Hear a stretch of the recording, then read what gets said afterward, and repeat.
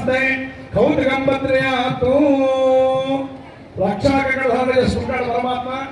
జగద్రక్షణాత్మ ఈ యొక్క జగత్తును సుభిక్షంగా కాపాడగల బాధ్యత రాది అంటూ ఆనాడు రామచంద్రమూర్తి మన గురిజలకి కంకణాలు ధరిస్తే మీకు తోడుగా మీకు అండగా మేముంటామని చెప్పేసి అమ్మవారు కూడా రక్షాకరణ ఎడంచేది తెలుస్తుంది. అలా పరమాత్మ వాడి యొక్క జగత్తుని కాపాడడం కోసం రక్షాబంధన చేసుకుంటే కళ్యాణకర్తలు కూడా ఇప్పుడు రక్షణిస్తారు. మరి కళ్యాణకర్తలు దేనికంటే రక్షాబంధన చేసుకునేదంటే రకారం భవదే పుంసాం చకారం క్షేమమేవచ రేపాక్షకార యోగేన జాతా సౌచ వివర్జనం కర్మణాం రక్షణార్థాయ స్థానస్య విజయాయ చ రక్షాబంధం కర్తవ్యం శుద్ధిగా అసౌచవర్జయేతు. మన కళ్యాణోత్సవాలు కూర్చున్న తర్వాత మన ఇంటి పేరు గలవారు, మన దాయాలు, మన గోత్రీకులు అనేక మంది అనేక చోట్ల ఉంటూ ఉంటారు. అటువంటి వారి కనుక మన పొడు కానీ మైల కానీ కనుక వచ్చింది అని కనుక మనకి కళ్యాణం చేసే సమయంలో తెలిసినట్లయితే చేసేటువంటి కార్యక్రమానికి అంతరాయం కలుగుతుంది. అటువంటి అంతరాయం కలగకుండా ఉండాలంటే కంకణధారణ చేసుకోవాలట.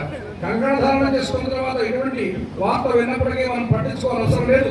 యథావిధిగా యొక్క కార్యక్రమాలను పూర్తి చేసుకుని ఆ కర్మని మనం ఆలయం బయట భాగానికి వెళ్తామని ఆశిస్తాం. అలా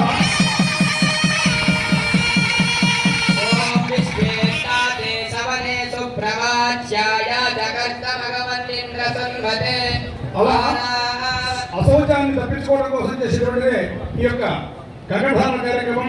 అలా స్వామికి అమ్మవారికి కంకణధారణ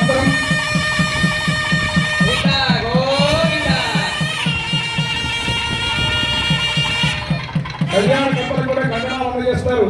ఉభయులు కూడా ముందుగా ఆడవారు మగవారి కుడి చేతికి కట్టండి, తర్వాత ఆడవారు ఎడం చేతికి మగవారు కడతారు. అలా కంకణధారణ అనంతరం స్వామివారు ఇప్పటి వరకు కూడా బ్రహ్మచర్యంలో భావించాలి.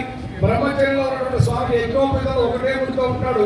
అది బ్రహ్మచర్య దీక్ష గుర్తుగా ఉపనయన సంస్కార సమయంలో మాతాపితృల చేత ఆ యొక్క యజ్ఞోపేతం ధరింపజేయడం జరుగుతుంది.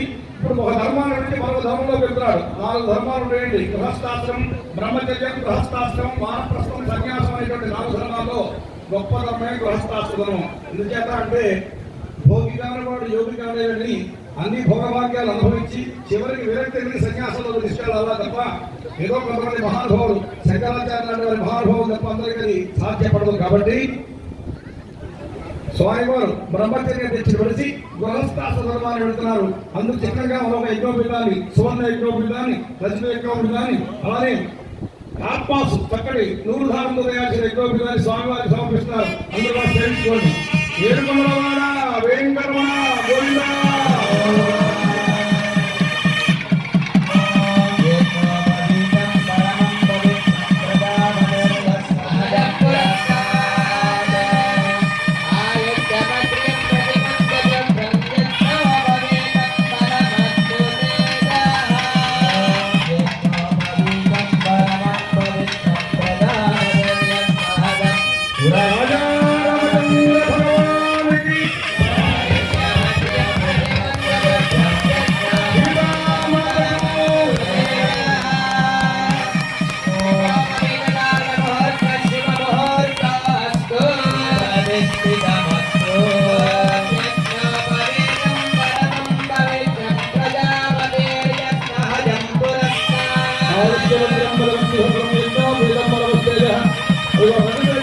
సమర్పిస్తున్నారు. అనంత మాస్టర్ యోగ్యత సిద్ధి కొరకై రజతయజ్ఞంగా సమర్పిస్తున్నారు.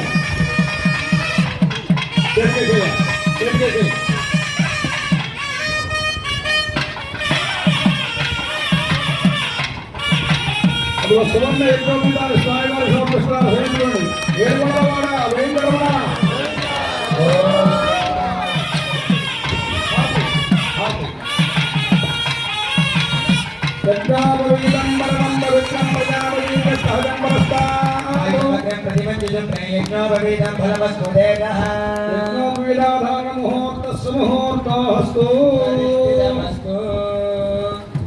అనంతరాష్ట్ర యోగ్యతా సిద్ధి కొరకై పరమాత్మ నూతన యజ్ఞోపీఠాన్ని, రజత యజ్ఞోపీఠాన్ని, సువర్ణ యజ్ఞోపీఠాన్ని కూడా సమర్పిస్తున్నారు.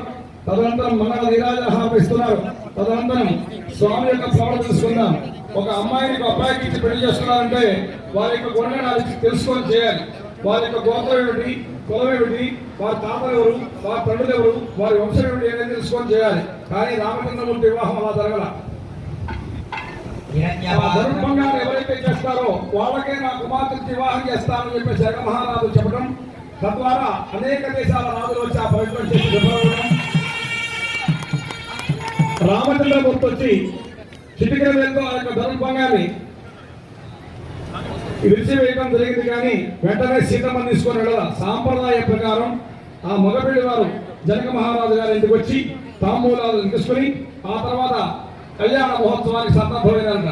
గెలవంగానే పెళ్లి చేయాలి ఆయన జనక మహారాజు కూడా. అది పద్ధతి కాదైనా, మేము దాంట్లో గెలవడం వరకే లెక్క, కానీ సాంప్రదాయ ప్రకారం మేము అందరం కలిసి వచ్చి తాంబూలాలు స్వీకరించిన అనంతరమే చక్కగా మేము మీ అమ్మాయిని మా కుమారుడికి పాణిగ్రహణం చేసుకుంటామని చెప్పి తెలియజేసి ఆనాడు దశరథ మహారాజు తన యొక్క పెద్దరికాన్ని నిలబెట్టుకున్నాడంట. అటువంటి గొప్ప కార్యం ఏంటో తిలకిద్దాం. స్వామి ఎవరో, అమ్మవారు ఎవరో, వాళ్ళ యొక్క పుట్టుమూర్తులు అంటే తెలుసుకునే ప్రయత్నం చేద్దాం.